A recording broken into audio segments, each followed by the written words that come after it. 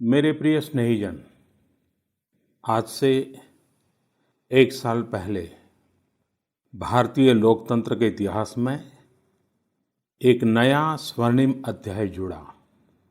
देश में दशकों बाद पूर्ण बहुमत की किसी सरकार को लगातार दूसरी बार जनता ने जिम्मेदारी सौंपी थी।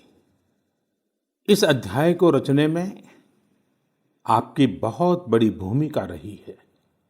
ऐसे में आज का यह दिन मेरे लिए अवसर है आपको नमन करने का, भारत और भारतीय लोकतंत्र के प्रति आपकी इस निष्ठा को प्रणाम करने का। यदि सामान्य स्थिति होती तो मुझे आपके बीच आकर आपके दर्शन का सौभाग्य मिलता, लेकिन वैश्विक महामारी कोरोना की वजह से जो परिस्थितियां बनी हैं, उन परिस्थितियों में इस पत्र के द्वारा आपके चरणों में प्रणाम करने और आपका आशीर्वाद लेने आया हूं। बीते वर्ष में आपके स्नेह, शुभाशीष और आपके सक्रिय सहयोग ने मुझे निरंतर एक नई ऊर्जा, नई प्रेरणा दी है। इस दौरान आपने लोकतंत्र की जिस सामूहिक शक्ति के दर्शन कराए, वह आज पूरे विश्व के लिए एक मिसाल बन चुकी है। 6 साल पहले वर्ष 2014 में आपने, देश की जनता ने देश में एक बड़े परिवर्तन के लिए वोट किया था। देश की नीति और रीति बदलने के लिए वोट किया था। उन 5 वर्षों में देश ने व्यवस्थाओं को जड़ता और भ्रष्टाचार के दलदल से बाहर निकलते हुए देखा है। उन 5 वर्षों में देश ने अंत्योदय की भावना के साथ गरीबों का जीवन आसान बनाने के लिए गवर्नेंस को परिवर्तित होते देखा है।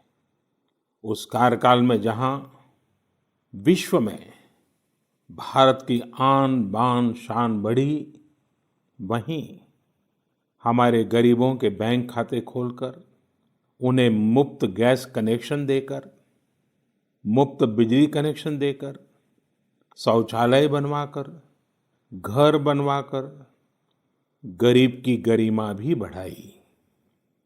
उस कार्यकाल में जहां सर्जिकल स्ट्राइक हुई, एयर स्ट्राइक हुई, वहीं हमने one rank one pension, one nation one tax, GST, किसानों की एमएसपी की बरसों पुरानी मांगों को भी पूरा करने का काम किया। वह कार्यकाल देश की अनेकों आवश्यकताओं की पूर्ति के लिए समर्पित रहा। वर्ष 2019 में, पिछले वर्ष, आपका आशीर्वाद, देश की जनता का आशीर्वाद, देश के बड़े सपनों के लिए था, आशा आकांक्षाओं की पूर्ति के लिए था। और इस 1 साल में लिए गए सारे फैसले इन्हीं बड़े सपनों की उड़ान है। आज जन जन से जुड़ी जन मन की जनशक्ति राष्ट्र शक्ति की चेतना को प्रज्वलित कर रही है। गत 1 वर्ष में देश ने सतत नए स्वप्न देखे, नए संकल्प लिए और इन संकल्पों को सिद्ध करने के लिए निरंतर निर्णय लेकर कदम भी बढ़ाए।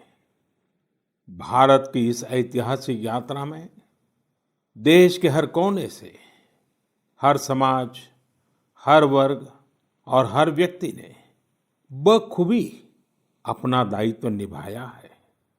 सबका साथ, सबका विकास, सबका विश्वास, इस मंत्र को लेकर आज देश सामाजिक हो या आर्थिक, वैश्विक हो या आंतरिक, हर दिशा में आगे बढ़ रहा है। प्रिय स्नेहीजन, बीते एक वर्ष में कुछ महत्वपूर्ण निर्णय ज्यादा चर्चा में रहे और इस वजह से इन उपलब्धियों का स्मृति में रहना भी स्वाभाविक है। राष्ट्रीय एकता अखंडता के लिए आर्टिकल 370 की बात हो, सदियों पुराने संघर्ष के सुखद परिणाम राम मंदिर निर्माण की बात हो, आधुनिक समाज व्यवस्था में रुकावट बना ट्रिपल तलाक हो या फिर भारत की करुणा का प्रतीक नागरिकता संशोधन कानून हो, ये सारी उपलब्धियां आप सभी को स्मरण है। एक के बाद एक हुए इन ऐतिहासिक निर्णयों के बीच अनेक फैसले, अनेक बदलाव ऐसे भी हैं जिन्होंने भारत की विकास यात्रा को नई गति दी है, नए लक्ष्य दिए हैं, लोगों की अपेक्षाओं को पूरा किया है।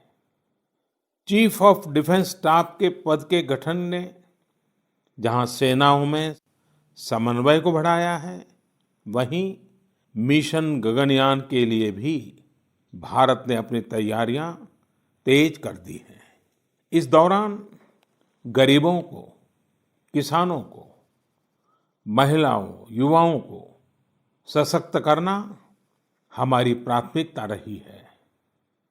अब पीएम किसान सम्मान निधि के दायरे में देश का प्रत्येक किसान आ चुका है। बीते एक वर्ष में इस योजना के तहत करीब करीब 10 करोड़ किसानों के खातों में 72,000 करोड़ रुपए से अधिक राशि जमा कराई गई है। देश के 15 करोड़ से अधिक ग्रामीण घरों में पीने का शुद्ध पानी पाइप से मिले, इसके लिए जल जीवन मिशन शुरू किया गया है। हमारे 50 करोड़ से अधिक के पशुधन के बेहतर स्वास्थ्य के लिए मुफ्त टीकाकरण का बहुत बड़ा अभियान भी चलाया जा रहा है। देश के इतिहास में यह भी पहली बार हुआ है जब किसान, खेत मजदूर, छोटे दुकानदार, छोटे व्यापारी और असंगठित क्षेत्र के श्रमिक साथियों सभी के लिए 60 वर्ष की आयु के बाद 3,000 रुपये की नियमित मासिक पेंशन की सुविधा सुनिश्चित हुई है। मछुआरों की सहूलियत बढ़ाने के लिए, उनको मिलने वाली सुविधाएं बढ़ाने और ब्लू इकोनॉमी को मजबूत करने के लिए विशेष योजनाओं के साथ साथ अलग से विभाग भी बनाया गया है। इसी तरह व्यापारियों की समस्याओं के समय पर समाधान के लिए व्यापारी कल्याण बोर्ड के निर्माण का निर्णय लिया गया है। स्वयं सहायता समूहों से जुड़ी लगभग 7 करोड़ बहनों को भी अब ज्यादा वित्तीय सहायता दी जा रही है। हाल में ही स्वयं सहायता समूहों के लिए बिना गारंटी के ऋण को 10 लाख से बढ़ाकर 2 गुना यानी 20 लाख कर दिया गया है। आदिवासी बच्चों की शिक्षा को ध्यान में रखते हुए देश में 450 से ज्यादा नए एकलव्य मॉडल रेसिडेंशियल स्कूलों के निर्माण का अभियान शुरू किया गया है। सामान्य जन के हित से जुड़े बेहतर कानून बने, इसके लिए भी बीते वर्ष में तेज गति से कार्य हुआ है। हमारी संसद ने अपने कामकाज से दशकों पुराना रिकॉर्ड तोड़ दिया है। इसी का परिणाम है कि चाहे कंज्यूमर प्रोटेक्शन एक्ट हो, चिट फंड कानून में संशोधन हो, दिव्यांगों, महिलाओं और बच्चों को अधिक सुरक्षा देने वाले कानून हो, ये सब तेजी से बन पाए हैं। सरकार की नीतियां और निर्णयों की वजह से शहरों और गांवों के बीच जो खाई है वो कम हो रही है। पहली बार ऐसा हुआ है जब गांव में इंटरनेट का इस्तेमाल करने वालों की संख्या शहर में इंटरनेट इस्तेमाल करने वालों से 10% ज्यादा हो गई है। देश हित में किए गए इस तरह के ऐतिहासिक कार्यों और निर्णयों की सूची बहुत लंबी है। इस पत्र में सभी को विस्तार से बता पाना संभव नहीं, लेकिन मैं इतना अवश्य कहूंगा कि एक साल के कार्यकाल के प्रत्येक दिन चौबीसों घंटे पूरी सजगता से काम हुआ है, संवेदनशीलता से काम हुआ है, निर्णय लिए गए हैं। प्रिय स्नेहीजन, देशवासियों की आशाओं आकांक्षाओं की पूर्ति करते हुए हम तेज गति से आगे बढ़ ही रहे थे कि कोरोना वैश्विक महामारी ने भारत को भी घेर लिया।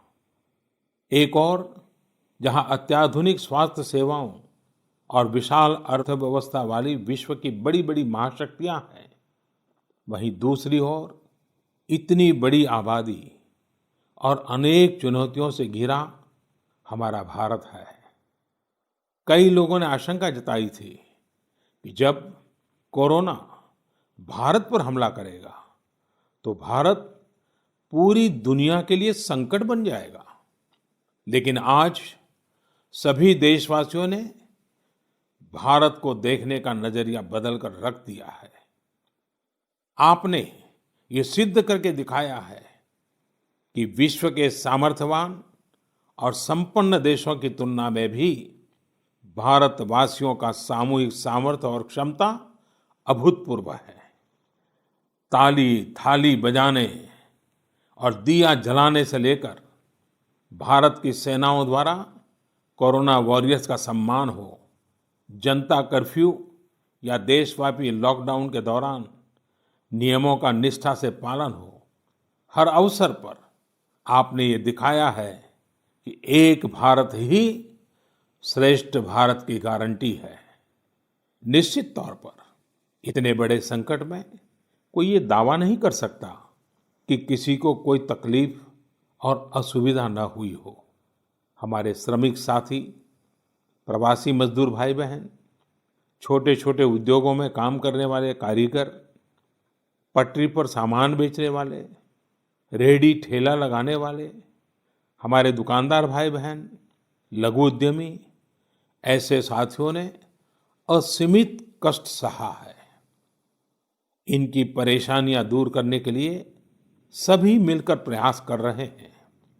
लेकिन हमें ये भी ध्यान रखना है कि जीवन में हो रही असुविधा जीवन पर आफत में न बदल जाए। इसके लिए प्रत्येक भारतीय के लिए प्रत्येक दिशा निर्देश का पालन करना बहुत आवश्यक है। जैसे अभी तक हमने धैर्य और जीवटता को बनाए रखा है, वैसे ही उसे आगे भी बनाए रखना है। एक बड़ा कारण है कि भारत आज अन्य देशों की तुलना में ज्यादा संभली हुई स्थिति में है। ये लड़ाई लंबी है, लेकिन हम विजय पथ पर चल पड़े हैं और विजयी होना हम सबका सामूहिक संकल्प है। अभी पश्चिम बंगाल और ओडिशा में आए अम्फान चक्रवात के दौरान जिस हौसले के साथ वहां के लोगों ने स्थितियों का मुकाबला किया, चक्रवात से होने वाले नुकसान को कम किया, वह भी हम सभी के लिए एक बड़ी प्रेरणा है। प्रिय स्नेहीजन, इन परिस्थितियों में आज यह चर्चा भी बहुत व्यापक है कि भारत समेत तमाम देशों की अर्थव्यवस्थाएं कैसे उभरेंगी। लेकिन दूसरी ओर ये विश्वास भी है कि जैसे भारत ने अपनी एकजुटता से कोरोना के खिलाफ लड़ाई में पूरी दुनिया को अचंभित किया है, वैसे ही आर्थिक क्षेत्र में भी हम नई मिसाल कायम करेंगे। 130 करोड़ भारतीय अपने सामर्थ्य से आर्थिक क्षेत्र में भी विश्व को चकित ही नहीं बल्कि प्रेरित भी कर सकते हैं। आज समय की मांग है कि हमें अपने पैरों पर खड़ा होना ही होगा, अपने बलबूते पर चलना ही होगा और इसके लिए एक ही मार्ग है, आत्मनिर्भर भारत।